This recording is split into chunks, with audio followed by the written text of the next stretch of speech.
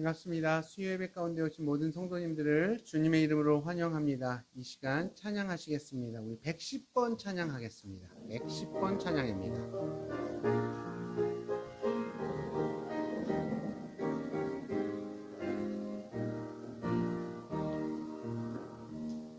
은혜 한량 없으신 주님 친히 십자가 지셨네. 이 세상에 폭풍시 많아 주님 안에 쉼있네. 주의 은혜 생각할 때에 세상 걱정 다 사라지네. 주님 한 분만으로 내게 만족 넘치며 모든 시험 이기네. 주가 쓰신 가시관 볼 때 세상 고통 견디겠네. 주가 마신 쓴잔을 볼 때 모든 고통 참겠네. 주의 은혜 생각할 때에 세상 걱정 다 사라지네.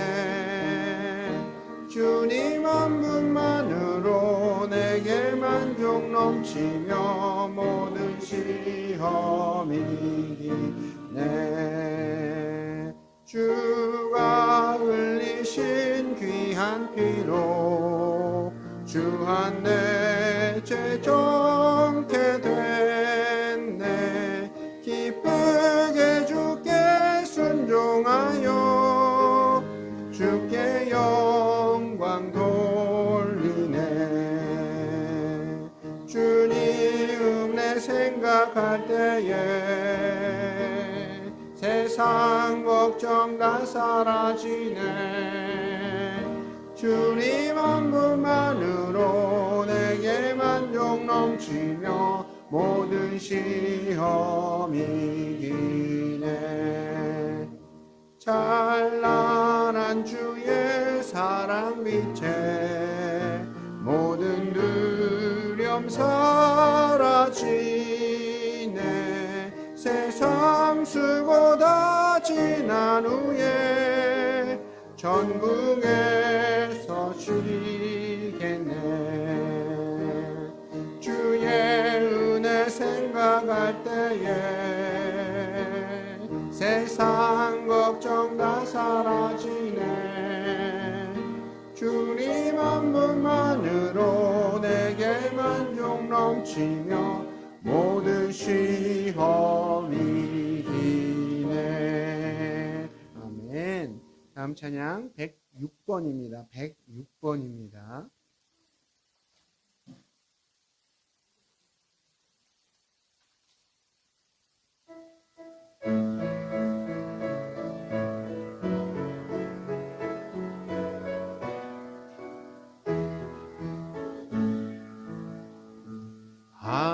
하나님의 사랑을 사모하는 자, 하나님의 평안을 바라보는 자, 너의 모든 것 창조하신 우리 주님이 너를 얼마나 사랑하시는지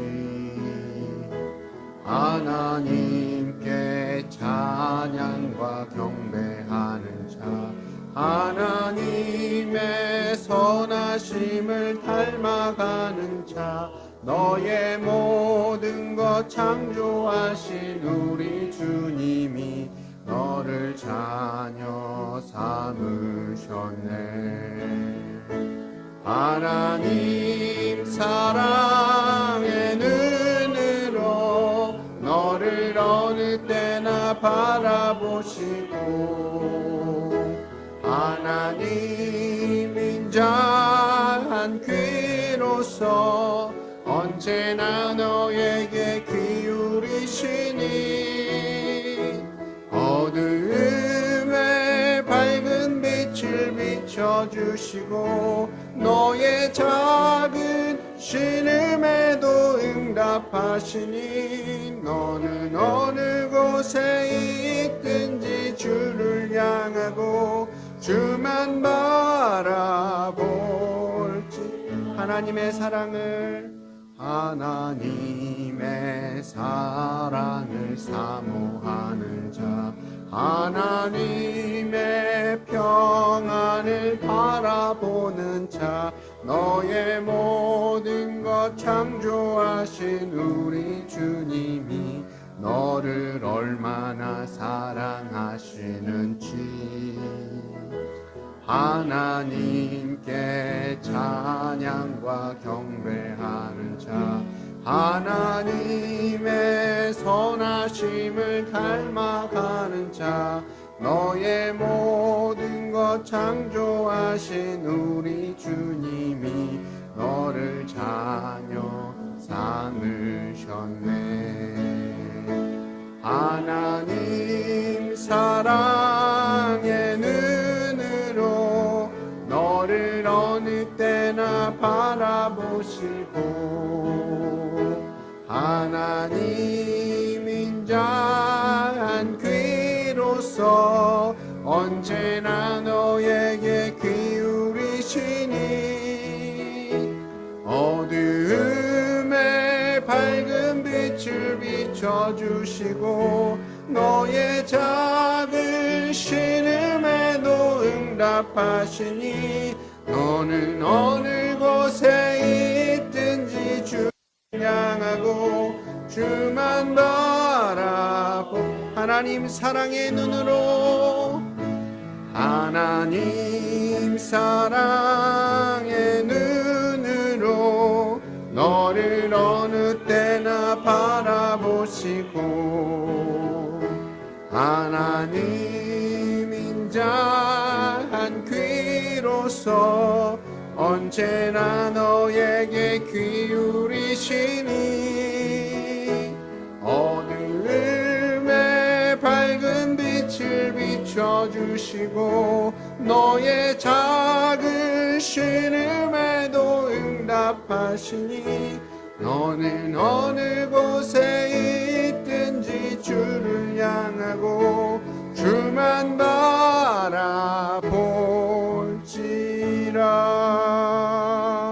아멘. 묵상하심으로 이어지는 말씀 예배 준비하겠습니다. 성도 여러분 반갑습니다. 오늘은 이제 영상을 통해서 예배를 드리도록 하겠습니다. 영상을 드림에도 불구하고 이렇게 많은 분들이 오셔서 예배를 드리게 된 것을 너무나도 감사하게 생각합니다. 이 시간 기도하시겠습니다. 하나님 아버지 감사합니다. 오늘도 저희들이 또 말씀을 통해서 예배를 드립니다. 하나님 우리가 살아가면서 주님과 동행하는 삶 살게 하여 주시고 또 우리의 삶의 모든 것들이 주님께서 기뻐하시는 삶 될 수 있도록 도와주시옵소서. 때로는 우리 앞에 힘들고 어려운 일을 만나기도 하지만은 믿음이 없이는 하나님을 기쁘시게 하지 못한다고 말씀하였고 또 하나님께서 계신 것과 또한 상 주시는 이심을 믿어야 한다고 말씀하셨는데 우리가 날마다 주님 만날 날을 생각하며 그렇게 살아가는 삶이 될 수 있도록 도와주시옵소서. 감사드리며 예수님 이름으로 기도하옵나이다. 아멘. 자, 오늘은 로마서 15장 1절에서 12절까지 이방인 사도직에 대해서 보도록 하겠습니다. 우리가 지난주에도 말씀을 드렸던 것처럼 14장에서는 교회 안에서 우리가 어떻게 행동해야 되는가를 보았습니다. 음식 문제, 날 문제 이런 부분들이 있었죠. 지난주도 말씀을 드렸던 것처럼 원래 성경은 장절 구분이 없습니다. 그런데 이제 1551년에 스테파노스라는 사람이 장절 구분을 해 두었습니다. 그러니까 오늘 15장 1절 말씀과 14장 말씀은 연결되어진다라고 생각하시고 읽으시면 되겠습니다. 자, 로마서 15장 1절 말씀을 같이 읽어보겠습니다. 시작. 믿음이 강한 우리는 마땅히 믿음이 약한 자의 약점을 담당하고 자기를 기쁘게 하지 아니할 것이라. 아멘. 그러므로 라는 말이 생략되어 있습니다. 그래서 14장과 15장을 연결시켜주는 그러므로 라고 말씀하고 있습니다. 그러면서 믿음이 강한 우리는 믿음이 강하다라는 말입니다. 그러니까 믿음이 강한 우리가 어떻게 살아가야 되는가? 마땅히 믿음이 약한 자의 약점을 담당하고, 그러니까 믿음이 강한 사람은 믿음이 약한 사람을 담당해야 된다라고 말씀하고 있죠. 그러니까 14장의 총 결론입니다. 14장에서 약한 자가 있었고 강한 자가 있었고, 또 우리도 보면은 오래 교회 다닌 사람도 있고 또 많이 가진 사람도 있고 또 어떤 사람들은 많이 아는 사람이 있습니다. 이런 사람들이 강한 자이죠. 이런 사람들이 믿음이 강한 사람입니다. 그런 사람들이 믿음이 약한 사람들을 담당해야 된다라고 말씀하고 있는 것입니다. 이런 사람들이 더 사랑을 베풀고 어떻게 하듯 한다고요? 죽게 하듯 해야 된다라고 말씀하고 있는 것입니다. 그래서 우리의 삶이 내 기쁨을 위해서 살아가는 것이 아니라 어려운 사람들을 바라보며 교회에서 다른 사람들의 기쁨을 위해서 살아가는 모습이 참된 그리스도인의 모습이다라고 할 수가 있는 것이죠. 자, 15장 2절 말씀 읽어보겠습니다. 시작. 우리 각 사람이 이웃을 기쁘게 하되 선을 이루고 덕을 세우도록 할지니라. 아멘. 남을 배려할 줄 아는 사람이 되어야 된다라고 말씀하고 있는 것입니다. 가장 가까운 사람, 내 이웃들에게 베풀 줄 아는 그런 사람이 되어야 된다. 가장 가까운 사람들이 우리 배우자, 또 우리의 자녀, 우리의 부모, 이런 사람들에게 잘 기쁨을 위해서, 그들의 기쁨을 위해서 선을 이루고 덕을 세우는데 힘써야 된다라고 말씀하고 있는 것입니다. 자, 그 다음에 이제 로마서 15장 3절 말씀 읽어보겠습니다. 시작. 그리스도께서도 자기를 기쁘게 하지 아니하셨나니 기록된 바 주를 비방하는 자들의 비방이 내게 미쳤나이다 함과 같으니라. 아멘. 그리스도께서도 자기를 기쁘게 하지 아니하였나니, 이 말씀은 시편 69편 9절 말씀을 인용한 것입니다. 시편 69편은 메시아 시편이거든요. 예수님께서 이 세상에 오셔서 하나님께 오는 수치와 고난을 예수님께서 받았다라는 그런 말씀입니다. 그러니까 우리가 히브리서 11장 24절에서 25절 말씀을 한번 26절 말씀까지 한번 보면은, 믿음으로 모세는 장성하여 바로의 공주의 아들이라 칭함받기를 거절하고 도리어 하나님의 백성과 함께 고난받기를 잠시 죄악의 낙을 누리는 것보다 더 좋아하고 그리스도를 위하여 받는 수모를 애굽의 모든 보화보다 더 큰 재물로 여겼으니 이는 상 주심을 바라봄이라. 아멘. 우리가 살다 보면은 내 기쁨을 위해서 살아가기도 하고 내 영광의 마음이 생길 때가 있습니다. 그것이 아니라 그리스도의 고난을 위해서 살아가는 모습. 그래서 우리가 왜 그렇게 살아가야 하냐면은 그리스도의 심판대를 신경 쓰며 살아가야 되는 것이죠. 그리스도의 심판대를 신경 쓰는 사람이 되어야 된다라는 것입니다. 로마서 15장 4절 말씀 보겠습니다. 시작. 무엇이든지 전에 기록된 바는 우리의 교훈을 위하여 기록된 것이니 우리로 하여금 인내로 또는 성경의 위로로 소망을 가지게 함이니라. 아멘. 그렇게 말씀하고 있죠. 전에 기록된 것은 구약 성경을 이야기합니다. 그래서 구약 성경은 우리에게 무엇을 준다고요? 교훈을 준다라고 말씀하고 있습니다. 그러니까 구약 성경은 우리의 교리가 아니라 교훈을 준다라고 말씀하고 있는 것이죠. 그래서 아브라함의 말씀을 보면서 우리가 인내의 믿음을 가질 수 있는 것이고, 또 야곱을 통해서, 또 다니엘을 통해서, 선지서를 통해서 우리를 회복하게 하시는 그 하나님의 사랑을 깨닫게 되어지는 것입니다. 70년 포로 생활을 하면서 너는 내 것이다 라고 말씀하시고 너를 잊지 않는다 라는 하나님의 음성을 들음으로 인하여 지금도 우리에게 하나님께서 말씀하시는 것으로 우리가 보고, 그리고 그 가운데서 위로를 갖게 되어지는 것이죠. 그래서 인내와 위로를 우리가 구약 성경을 통해서 갖게 되어지는 것입니다. 그러면서 이제 로마서 15장 5절에서 6절 말씀 읽어보겠습니다. 시작. 이제 인내와 위로의 하나님이 너희로 그리스도 예수를 본받아 서로 뜻이 같게 하여 주사 한 마음과 한 입으로 하나님 곧 우리 주 예수 그리스도의 아버지께 영광을 돌리게 하려 하노라. 아멘. 4절에서는 하나님의 말씀이 우리에게 인내와 위로가 된다라고 말씀하고 있고 5절에서는 아예 하나님 그분께서 우리의 인내와 위로가 되신다라고 말씀하고 있습니다. 우리가 하나님 안에 거할 때에 우리에게 나타나는 특성이 무엇인가 하면은 소망의 인내와 사랑의 위로를 갖게 되어지는 것입니다. 다시 한번요. 소망의 인내와 사랑의 위로를 갖게 되어지는 것입니다. 그러면서 한 마음이라는 것은 한 생각인 것이죠. 한 마음과 한 생각의 기준이 무엇인가? 바로 예수 그리스도입니다. 그 기준이 예수 그리스도 때문에 우리가 한 마음과 한 생각이 될 수가 있는 것이죠. 우리나라는 이제 거리를 측정할 때 미터를 이야기하죠. 미국에서는 거리를 측정할 때 피트를 사용합니다. 피트라는 말은 풋의 복수입니다. 그런데 발의 크기는 다 사람마다 틀리잖아요. 그래서 그 기준이 애매모호하죠. 그냥 단지 풋으로 하게 되지면은. 그래서 미국 표준 연구소에 가면은 1m짜리 자가 있습니다. 그래서 그것이 표준이 되어지는 것이죠. 우리가 교회 안에서도 우리의 생각과 또 우리의 뜻이 다를 수가 있죠. 또 우리의 느낌이 다를 수도 있습니다. 살다 보면은 우리의 마음이 다를 수가 있는 것이죠. 그런데 하나님 안에 있으면은 다 한 마음과 한 생각이 되어지는 것입니다. 왜냐하면은 그 마음 안에 예수 그리스도의 생각이 있기 때문에 그렇습니다.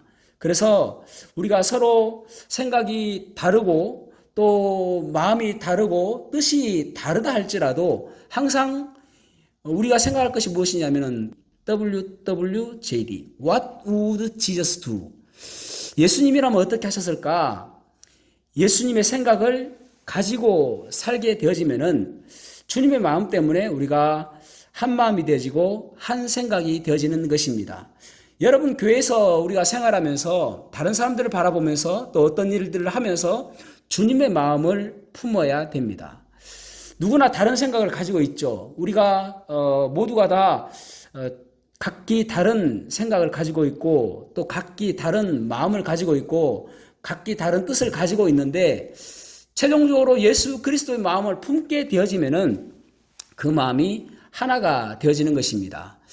오케스트라 연주를 보면은 이제 연주하기 전에 튜닝을 하지 않습니까? 그 튜닝할 때에 가장 먼저 기준되는 음을 내는 악기가 있습니다. 오보에입니다. 오보에가 라음을 이제 부르면은 모든 사람들이 모든 악기가 그 음에 맞춥니다. 어떤 사람들은 내가 맞는 것처럼 느껴지고 그 사람들 얼마나 오랫동안 연주를 했습니까? 그래서 기본적으로 라음은 기본적으로 내거든요. 그런데도 불구하고 누군가가 기준이 되어져야 그 음이 바로 나오는 것입니다. 그래서 오보에가 라음을 내주면은 다른 악기들도 그 음에 맞추는 것입니다. 여러분 마찬가지로 우리가 살아가면서 항상 우리의 기준이 무엇이어야 되는가? 우리 교회의 기준이 무엇이어야 되는가? 우리 공동체의 기준이 무엇이어야 되는가? 예수 그리스도가 우리의 기준이 되어야 하는 것입니다. 그때 우리가 한 마음이 되어지고 한 뜻이 되어지게 되는 것이죠.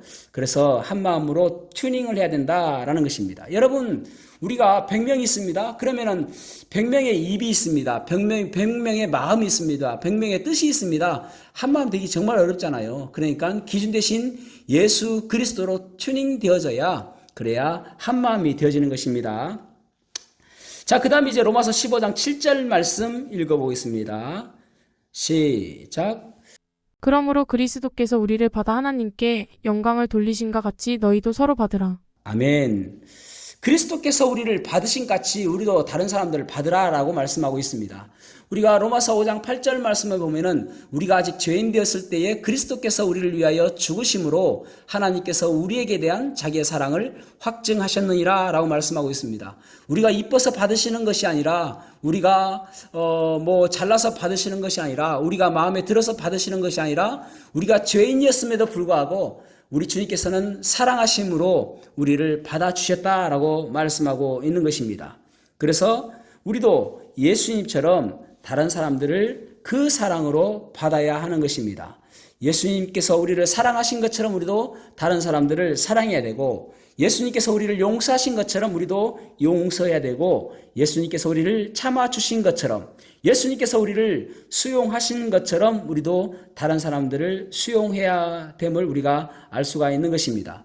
여러분, 성경에 보면은 1만 달란트 빚진 자와 100데나리온 빚진 자에 대해서 나오지 않습니까? 1만 달란트는 장정이 1달란트가 20년 연봉이거든요. 20년치. 그러면은 1만 달란트 하면은 거의 뭐 20만 년 아닙니까? 20만 년 동안이나 벌어야 될 그 돈을 탕감받았습니다. 불쌍히 여기심으로 인하여 임금에게 탕감받았습니다. 그런데 오다가 100데나리온 빚진 자를 만났네요. 100데나리온 해봤자 3개월치 월급입니다. 그 3개월치 월급을 20만 년 빚을 탕감받았음에도 불구하고 그 사람 멱살을 잡는 것입니다. 왜요? 내가 탕감받은 것을 잊어버렸기 때문에 그렇습니다. 그러니까 우리가 다른 사람들을 대할 때 가장 중요한 것이 무엇이냐면은 내가 받은 대로 은혜를 베푸는 것입니다. 그래서 내가 하나님께로부터 탕감받은 만큼 20만 년치 급여를 탕감받은 만큼 다른 사람들에게도 그렇게 대하는 것이 올바른 그리스도인의 삶이라고 할 수가 있는 것이죠. 그 다음에 이제 예수님께서 어떤 일을 하셨는가 볼 수 있습니다. 로마서 15장 8절에서 9절 말씀 보겠습니다. 시작. 내가 말하노니 그리스도께서 하나님의 진실하심을 위하여 할례의 추종자가 되셨으니 이는 조상들에게 주신 약속들을 견고하게 하시고 이방인들도 그 긍휼하심으로 말미암아 하나님께 영광을 돌리게 하려 하심이라 기록된 바. 그러므로 내가 열방 중에서 주께 감사하고 주의 이름을 찬송하리로다 함과 같으니라. 아멘. 예수님께서 이 땅에 오신 목적 두 가지를 말씀하십니다. 첫 번째 보면은 유대인들 할례자들의 추종자라고 말씀하고 있는데, 추종자라는 말은 다른 성경에서는 사역자라고도 번역하였습니다. 그러니까 섬기기 위해서 오셨다라는 것이죠. 누구를 위해서요? 첫 번째 예수님께서 이 땅에 오신 목적은 무엇인가 하면은 할례자들을 위해서 오신 것입니다. 다른 말로 이야기하면은 유대인들을 위해서 오셨다라는 것이죠. 그래서 그 근거가 무엇인가 하면은 하나님께서 아브라함에게 약속하셨던 그 약속, 다윗에게 약속하셨던 그 약속을 견고하게 하시기 위해서 오셨다라고 말씀하고 있습니다. 그러니까 약속이 근거가 되는 것이죠. 그러면서 두 번째 예수님께서 이 땅에 오신 목적은 무엇인가 하면은 이방인들을 구원하시기 위해서 오셨다라고 말씀하고 있습니다. 그 근거가 무엇인가 하면은 긍휼히 여기심으로. 그러니까 이방인들은 약속의 근거에서가 아니라 주님의 자비하심과 불쌍히 여기심, 긍휼히 여기심으로 오신 것입니다. 그래서 두 가지 목적이에요. 다시 한번요. 하나는 유대인들을 위해서, 또 하나는 이방인들을 위해서 오셨다라는 것입니다. 유대인들을 위해서 오신 것은 약속의 근거에서, 이방인들을 위해서 오신 것은 긍휼하심으로 오셨다라고 말씀하고 있는 것입니다. 요한복음 1장 11절에서 12절 말씀 보겠습니다. 시작. 자기 땅에 오매 자기 백성이 영접하지 아니하였으나 영접하는 자 곧 그 이름을 믿는 자들에게는 하나님의 자녀가 되는 권세를 주셨으니. 아멘. 유대인들은 예수님께서 이 땅에 오셨는데 배척하였습니다. 예수님께서 초림하셔서 오셨을 때에 예수님의 목적은 무엇인가 하면 메시아 왕국, 또 주님의 통치하심, 이런 주의 나라, 이것을 위해서 오신 것이거든요. 근데 유대인들이 예수님을 배척했기 때문에 그 주의 왕국이 이제 딜레이 된 것이죠. 연기되어진 것이죠. 예. 그 다음에 이제 호산나 주의 이름으로 오시는 이여라고 그들이 외쳐야 예수님께서 다시 오시는 것입니다. 그때가 바로 주님의 재림하시는 날입니다.